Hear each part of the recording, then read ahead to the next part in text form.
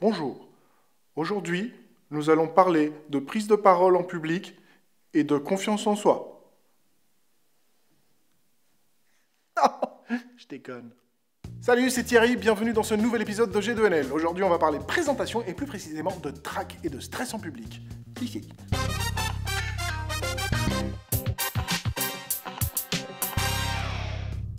Parler devant un public est la peur numéro 1 chez plus de 98% des gens. Si. Ça passe devant les araignées et les clowns. En gros, vous préférez être poursuivi par Ronald McDonald avec une tronçonneuse plutôt que de parler devant des gens. La cause première de ce sentiment de peur est due au fait que vous avez l'impression qu'on va vous juger, et que si ça se passe mal, eh bien vous, votre famille et les 5 prochaines générations allez mourir brutalement dans de longues et d'atroces souffrances. Comme ça, d'un coup. C'est ce qui fait qu'avant de monter sur scène, vous avez souvent une grosse envie de vomir, de partir en courant, ou qu'une bande de zombies sanguinaires débarque dans la salle pour tuer et manger les cerveaux de tous les participants. Ouais. Bon, rassurez-vous, question zombie, on est plutôt tranquille. Par contre, j'ai quelques trucs pour vous. Numéro 1. Le public est votre ami. Eh ouais, personne ne s'est réveillé ce matin en se disant « Ouh, je vais aller voir un speaker, j'espère qu'il va brûler en enfer !» Non, personne. Et si c'est le cas, c'est que vous n'êtes vraiment pas au bon endroit. Courez loin, très loin. Numéro 2. Le public est compatissant. Dites-vous qu'il est comme vous et il a autant la trouille que vous de faire ce que vous faites. Et c'est pour ça que quelque part, il vous admire. Wow. Numéro 3.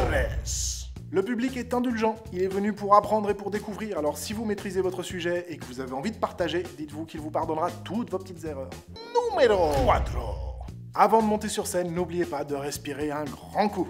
Ça paraît con, hein, mais qu'est-ce que ça fait du bien. Numéro 5. Si vous avez une présentation à faire ou un speech, entraînez-vous avant.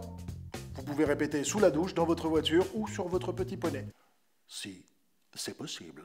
Mais mettez-vous bien tout le déroulement en tête. Numéro 6.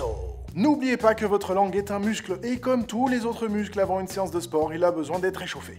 Il existe pour ça quelques exercices et quelques techniques, comme par exemple le déliement de la langue ou le gonflage des joues. Ou encore des exercices d'articulation. En gros, n'y allez pas à froid. Non pas que vous risquez un claquage de la langue, non, mais on risque de ne pas bien comprendre parce que vous n'allez pas bien articuler. Numéro 7. Et puis surtout, faites-vous confiance. Vous maîtrisez votre sujet, sinon vous ne seriez pas là. Donc tout ne peut que bien se passer. Et puis on n'a jamais vu quelqu'un mourir à cause d'une présentation publique. Non, jamais. Bon, après, il existe plein de manières différentes de parfaire votre présence scénique. Vous pouvez faire appel à un coach, à un comédien, ou mieux encore, vous inscrire dans une troupe de théâtre ou d'impro.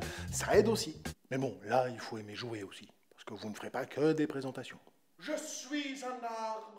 Voilà, c'est tout pour aujourd'hui. On se retrouve très bientôt pour un nouvel épisode de G2NL avec encore plus de trucs et encore plus d'astuces. En attendant, n'oubliez pas de vous abonner à la chaîne en cliquant là en dessous. Et puis sinon, vous pouvez nous retrouver sur Facebook, Twitter et Instagram.